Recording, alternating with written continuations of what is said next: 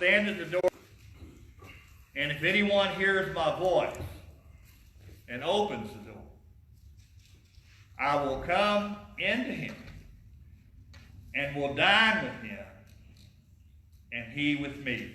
When he says, I'll come and dine with him in the first century, that was the most intimate thing you could do with somebody is to invite them into your home and share a meal. Remember the days and times, now you know we're going to date a lot of us, but you remember the days and times where you had people over? I mean, not just one person over, you had several people over. You had your friends, neighbors, loved ones, that sort of thing, and how good it was and how close people were and how much people used to go out of their way to help each other and share what they had with each other until we built garages and door closers and stuff like that. We close that door on Friday and we don't come out until Monday, sort of thing. But that's exactly what was going on there, and that's exactly what Jesus said. You know, I want to have that kind of relationship with you. And that's what he's describing. Verse 20, he's talking about the right now. We've been talking about the right now and not yet. Verse 20 is describing the right now. And verse 21 is describing the not yet. Because he who overcomes, I will grant to him to sit down with me on my throne and overcome. I also overcame and sat down with my Father on his throne. In other words, what he's saying is, one of these days I'm going to share with you everything I've got. Okay? I'm going to share with you all the things that we've got in heaven, and you're going to see and hear things and do things that you never thought was possible. I know a lot of people think that they don't want to go because they think it's just going to be a bunch of hymn singing up there, and that's what we're going to have is an eternity of hymn singing. And a lot of people just don't want to go to that. So, and I think that's far from what heaven's going to be. Okay? Now, Jesus is inviting us to the right now. The not yet is going to come later. And a lot of times we can't wait to get out of the right now to get to the not yet, because we give anything to get out of the right now, and the right now might be the best thing that ever happened to you, regardless of what it feels like and regardless of what it looks like. And we can't see that until we progress and get down the road. Now here's the thing, when Jesus, he's making an invitation here. And if you read your Bible, and I know you do, there's all kind of invitations that Jesus gives. And he's given one here in Revelation 3:20. He's knocking on doors. I don't know how long ago this was, but Cincinnati, to give you a comparison, the city of Cincinnati is about twice the size of Louisville. Okay? I don't know what the population is because, you know, they keep lying about it and all that so we can be bigger than other people. But nonetheless, Jehovah's Witnesses, whatever you think about it doesn't make any difference. That's not the issue. They spent one summer knocking on every single door in Cincinnati, Ohio. Wow. Now, you might disagree with their theology, but you can't disagree with what they were attempting to do, because they believed what they believed, and they wanted people to know that. And we need to be doing likewise. And Jesus is simply knocking on the door. And that's exactly what he's saying. He's not knocking on a literal door. He's knocking on people's hearts. He's trying to get into people's lives. Okay? Who's doing the knocking? Jesus is, right? What happens when people knock on our doors? How do we respond? What do we do when people are knocking on our doors? We let them in, right? But whose door is he knocking? Here's the question this morning. Whose door is he knocking on? He's knocking on the church door. He's writing this to a church. And this church happens to be Laodicea. Not that he's excluding the other six. There's 7 churches that he writes to. And if you read these letters, they apply to any church today in existence. But he's knocking on the church door, okay? And he's asking the church to let him in. You hear what he's saying? I'm outside, I'm out there, outside this building, and I'm trying to get in. Or I'm outside of your life, and I'm trying to get in. And you and I know that not everybody's going to let him in. It doesn't matter whether you're sitting in here or you've never been in a place like this. Certain people are just not going to let him in. You could spend your lifetime in a place like this and never let him in. Now, we don't want to talk about that. We don't want to hear that. But that's a fact. That's a fact. That means he's standing outside of us, trying to get inside. We're talking about Jesus, the Messiah, the Son of the living God. Now, what does Jesus want? He wants a relationship with us. He wants to invite us into his kingdom. We have a kingdom, and we know what our kingdom is. And Jesus said, I want to invite you into my kingdom. I want to invite you into a whole new way of life, a whole new way to live. But you're not going to know what that is until you invite me in and you're willing to do that. His present kingdom, not his future kingdom. We're talking about the right now. The not yet will come later. And he talks about this in Matthew when he talks about the apostles asking how to pray. And he said in Matthew 6, he says, here's how I want you to pray. Our Father who art in heaven, hallowed be thy name. What does he say next? Thy kingdom come. Thy will be done. Thy kingdom come and thy will be done. And that's what he's trying to get Christian people to do. If you look at 2 Chronicles 16:9, let me just read this and we'll go on. It says this, for the eyes of the Lord move to and fro throughout the earth, that he might strongly support those whose heart is completely his. He searches the world over, checking our hearts out, checking our lives out. And he wants to be a part of our lives in a way that he can get behind us and get in us and work through us and change the world so they can be in the kingdom and get the same things that you have, the benefits that you have. He gets behind us and strongly supports that if our hearts are right. Our hearts are completely his. He says, I want everything from you. I want an empty vessel to work with. Another invitation is he invites people to a meal. And that's not near what it used to be anymore, because when we invite somebody to a meal, what do? They in turn, well, it's my turn to buy, and we invite it, so it's just one thing or the other. But it was far more than that for Jesus. It was the most intimate thing you could do with somebody in that century, in that day and time, in that culture. Now, who do we normally invite when we invite people to eat? Well, family, friends, people that we're close with. And Jesus said, why don't you have a meal for the people that can't afford to eat? Those who are actually hungry, because there's nobody really in here hungry until about noon, right? And noon, we're doing this. Time out, let's get out of here, let's go. The Baptists are already there, and we got to get in line and all that stuff. But Jesus said, why don't you invite somebody who really needs a meal? Because if you're like me, you could maybe stand not to eat today. But Matthew 5:6, I think, says that blessed are those happy, joyful, whatever word you want to put there that would fit. Blessed are those who hunger and thirst for righteousness, for the right thing. In other words, blessed are those who hunger and thirst for me. And when you hunger and thirst for him, you're going to be satisfied, as it says. Now, people who don't want to come to your invitation, they're going to come up with excuses, right? You've made it yourself. Maybe you've even lied about why you couldn't come. Now, I know none of you here will do this, but I bet you know some people will do this, right? All right. Those of you that laugh, you need to come forward after the service. But here's some of the excuses in this story that Jesus gives. We're not going to get into the story. We don't have time. But in the story, here's the excuses these guys gave. Well, I'm buying a farm. Well, if you're buying a farm, you've already looked at it. You've already checked it out. And you probably know what a farm is.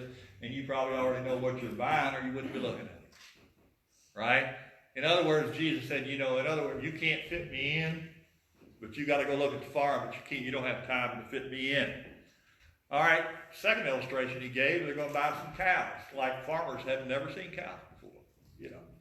Buying cows for the first time, I don't know what it is, but they probably have seen cows before, but I got to go see these cows and I'll catch you later.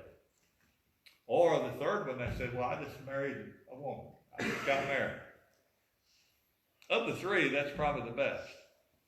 But it still won't float. Jesus said, well, why don't you bring her with you? Didn't do it. Okay? Question for us is, what excuses do we make to keep Jesus from being all in our lives? I mean, all in. We're not talking about Sunday and Wednesday, maybe read our Bible, maybe take communion, maybe throw an offering in the plate. You mean there's more? Yes, there's a lot more than that. Yes, everything about your life. Jesus touches everything about your life. We talked about that a couple of weeks ago. And what excuses are we making to keep control of our lives and not turning the control of our lives over to Him?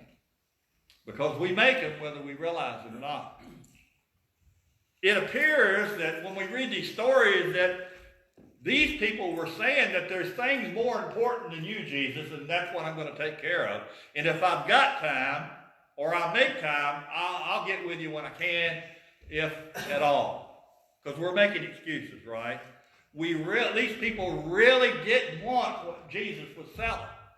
They really didn't want what He's offering.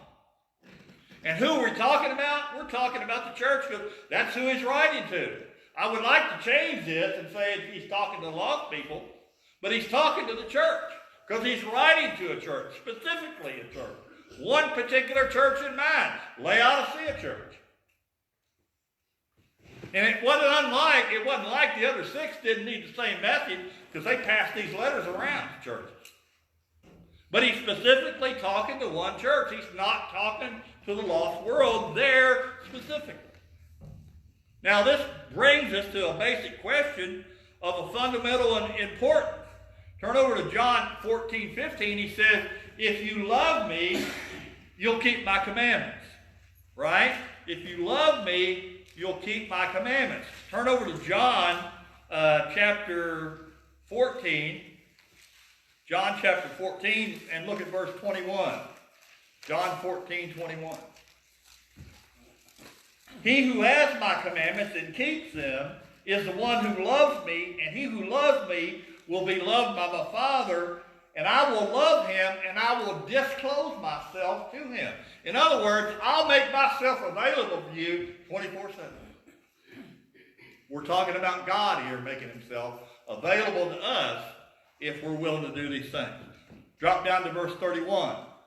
But so that the world might know that I love the Father, I do exactly what the Father commanded me. Get up and let's go from here. What was He saying to these guys? He was teaching these guys that this is exactly what I want you to do.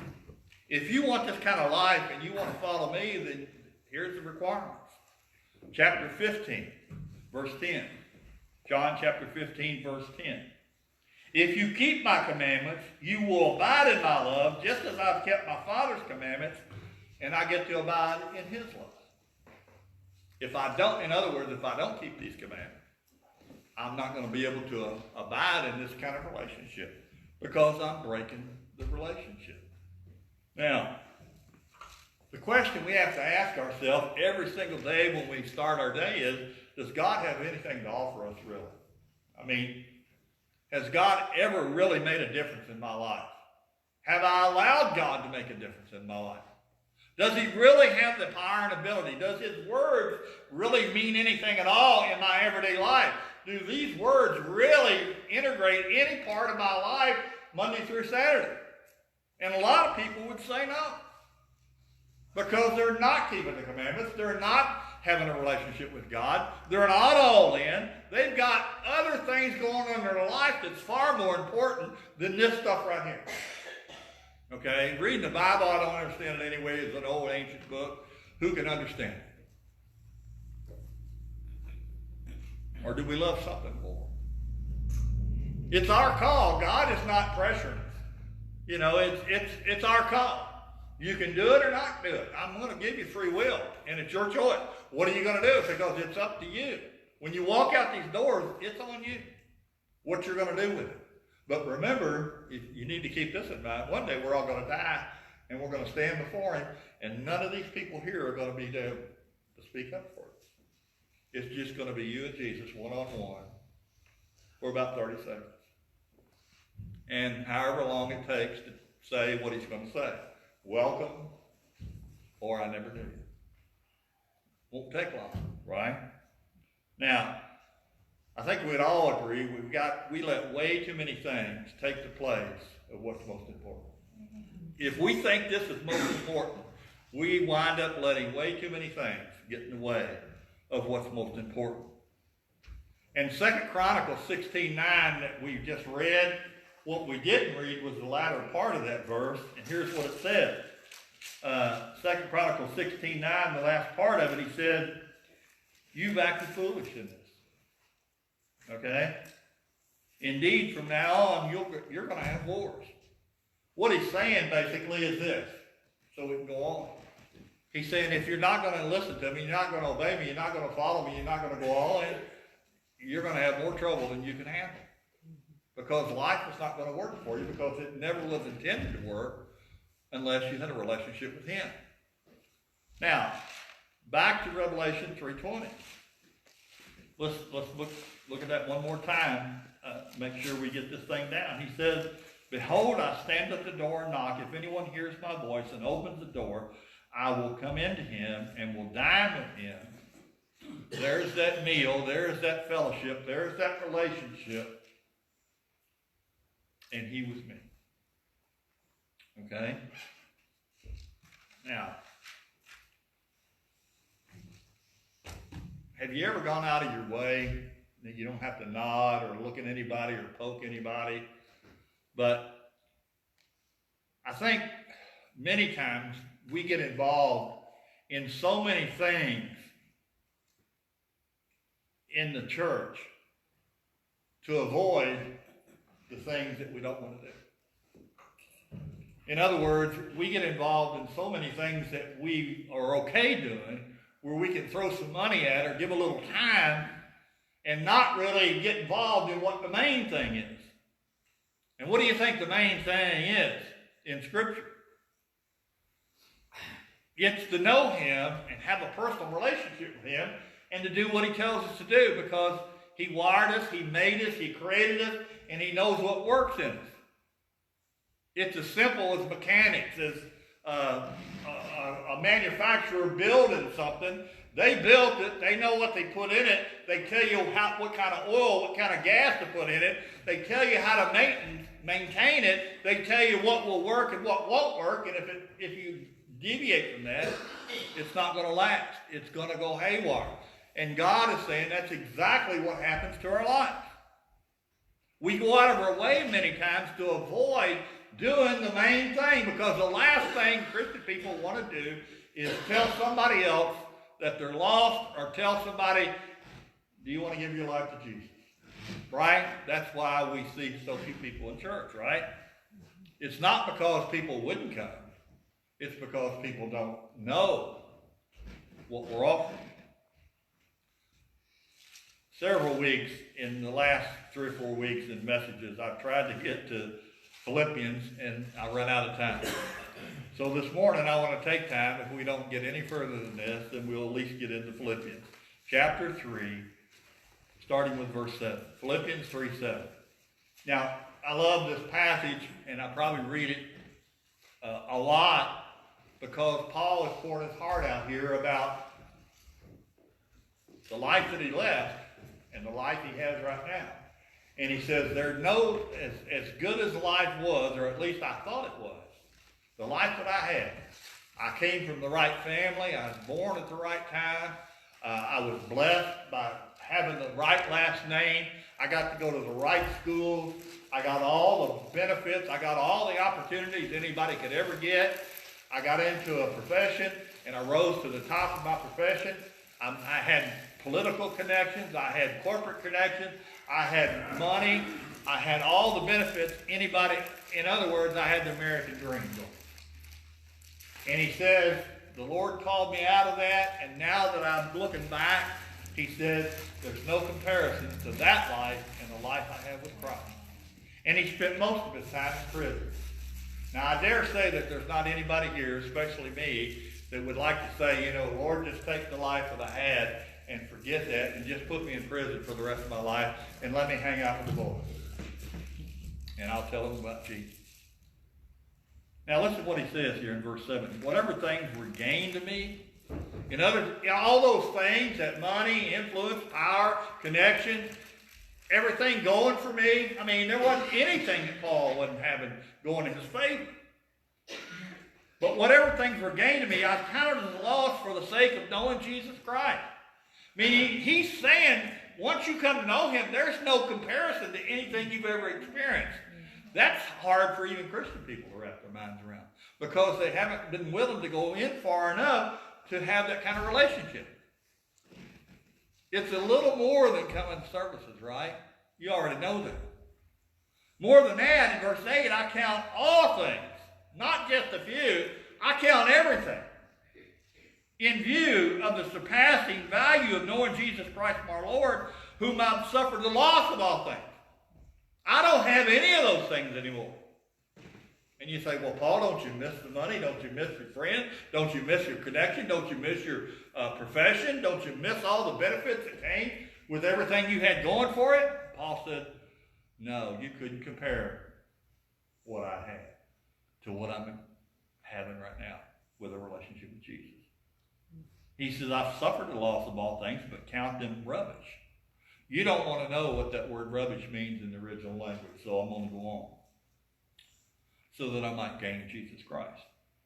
And may be found in him, not having a righteousness of my own derived from the law. In other words, he says, what I had before was a righteousness derived from the law. In other words, we made up our own religion. We made up our own belief system. And now that I know the right system, there's no comparison to the two. Religion, profession, relationships, whatever you want to throw in there. But that which is true faith in Christ Jesus, the righteousness which comes from God on the basis of faith, belief, and trust in him. That I might know him. Here's what I love, is verse 10. All that so that I might know him and the power of his resurrection. We want to know him, and we want to experience the power of the resurrection and the fellowship of his suffering. He can just keep that. I don't want to sign up for that. Because first of all, I don't know what that means. And if it means going to jail, if it means giving up all my stuff, I'm out of here. Forget that. Right? Okay. And being conformed to his death. You know, it might cost you your life if you follow Jesus. I'm not sure that's worth that. In order that I might attain to the resurrection from the dead. And he goes on and he says, I'm not there yet. Whatever you might think of Paul and however you might see Paul as a giant or whatever, he said, I'm not there yet. I'm going to have to get there. I'm struggling with some things. But he does say there's one thing, just one thing, that I forget what lies behind and reach forward to what lies ahead.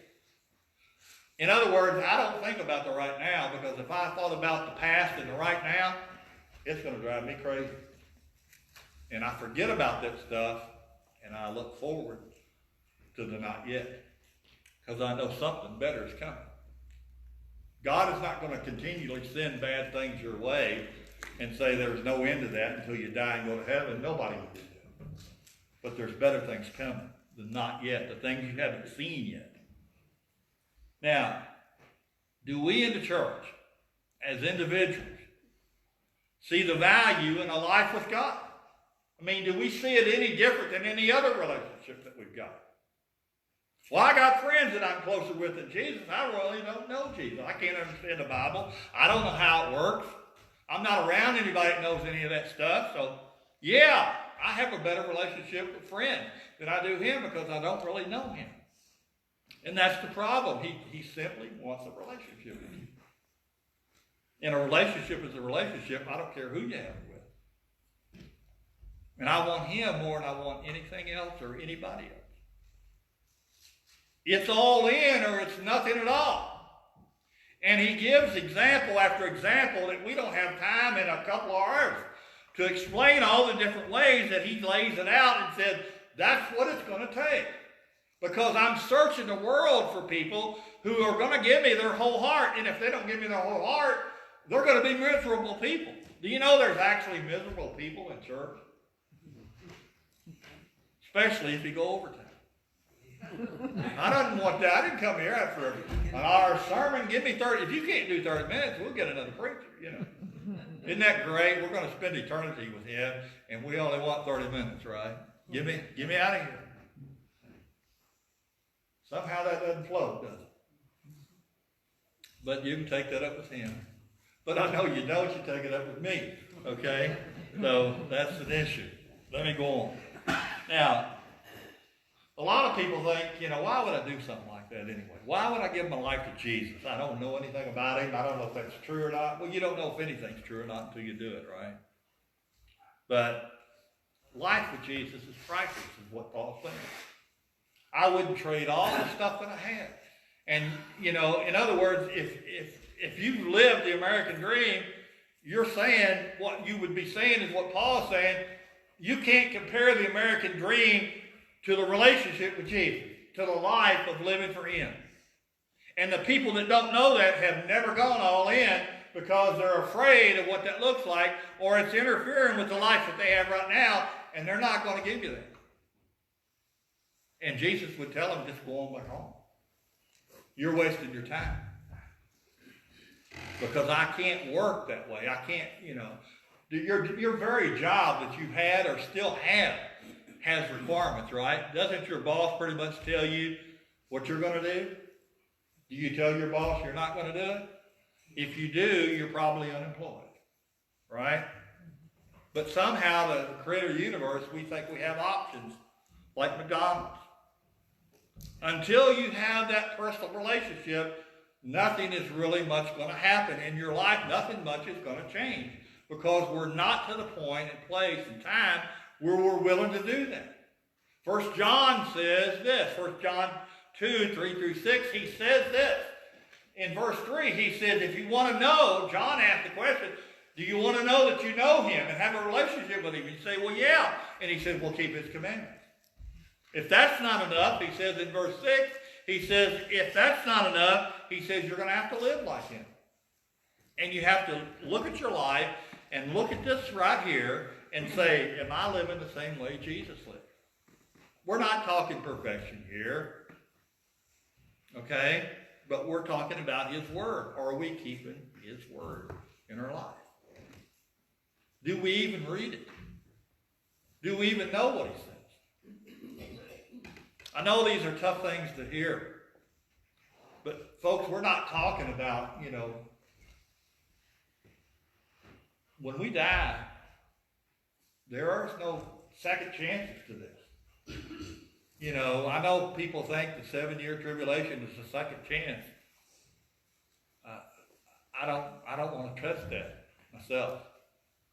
It's like Jerry was talking last week about, you know, people getting baptized again because they knew or they thought that they did it for the wrong reason and it didn't work. There's nothing going on there. And people, I've had probably a fourth of all the people that I've ever baptized, it's been the same thing that Jerry brought up. That they wanted to get baptized to make sure they did it right this time. And some even asked, they even questioned whether they should do it. I said, well, I got a quarter out, and I'll flip it in the air. Heads, you're going to get baptized, and tails, you won't. Is that what you want to do with your eternity? Heads, I go to heaven. Tails, I don't. I don't think so. But that's how we treat it sometimes, right?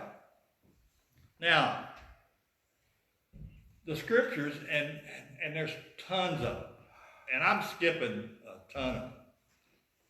And it's saying that if you really knew him, what Paul's describing in Philippians 3, the unfathomable riches, the incalculable riches, the incomprehensible things that God can do in your life, inexhaustible things that God can do. In other words, there's no end to God. It doesn't matter how far you go into God, how well you know God, there's always more. God keeps on giving. He keeps on changing. He keeps on working in our life in ways that we didn't think we could ever go this far. We didn't think it could ever be that good. And that's what Paul's describing. I've got a relationship with him that I wouldn't trade for anything in the world. Money, power, nothing. If people were to ask you today, are you a disciple of Jesus? Are you a disciple of Jesus? See, we call ourselves Christians, but the Bible only talks about being a Christian 3 times in the New Testament. And it wasn't in a good way. They didn't know what else to call them. Jesus called them disciples. Because, see, the system in that day and time was if a rabbi called you men, let's say he called 12 men, you had to move in with that rabbi, and you had to do everything that rabbi did, everything he told you to do. You had to eat with him. You had to sleep in the same building. You spent 3 years with him before he would decide whether or not you could be a disciple. And you could either flunk out or you could make it through the program. And Jesus is saying, if you're going to be my disciple, you've got to do what I tell you to do. You got to listen to me. You got to follow me.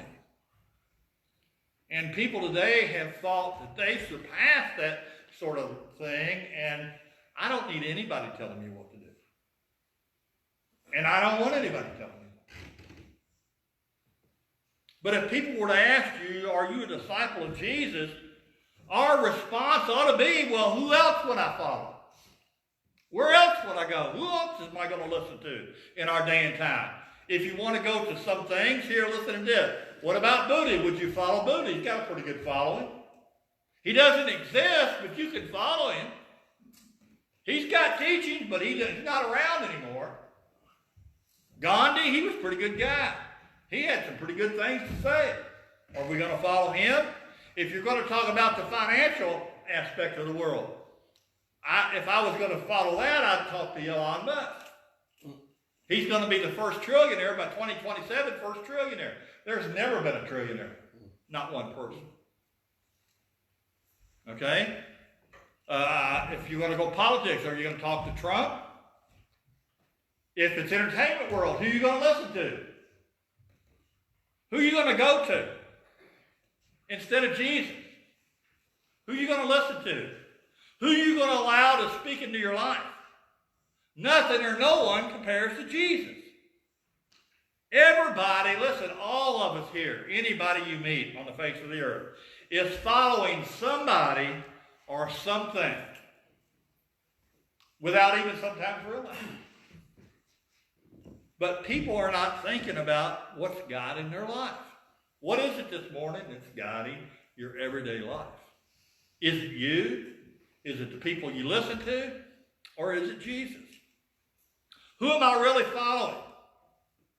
Who do I look up to? Who are my role models? But whoever they are and whatever they are, everything else other than Jesus is limited, right? But God has power that's unlimited. Everything about him is unlimited. The question is, are we a disciple of Jesus? Are we listening to him? Are we obeying him? Well, let me wrap this up because we're out of time. Where are you this morning? Are you living life on your terms? Or are you living life on his terms? That's it. That's all there is. When you stand before him, it's going to be, you didn't do life on my terms, you did it on yours. Or, welcome home, good and faithful servant, because you listened to me and you followed. And the question is, if we need to make some changes, are we going to make changes? What are we going to do about it? Are we going to just, time to go, it's 12 o'clock, time to eat, we got more important things to do than to hear you rattle on. I would challenge you, don't leave here today before you decide how you're going to answer those questions. Because you don't know if you ever come back again. You don't know if you'll make it to the car or not. You don't know if you'll make it through the day or not. Because you're not in charge of that. You're not in control of it. As many vitamins you take and many visits as you go to the doctor, you don't have any guarantee. We've seen long-range runners in perfect health, no health problems whatsoever, drop dead and have a heart attack.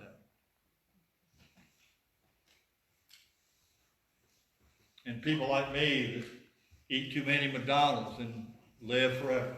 Yeah. But what are we going to do about these things? When are we going to get around to deciding? And hopefully you've already decided this.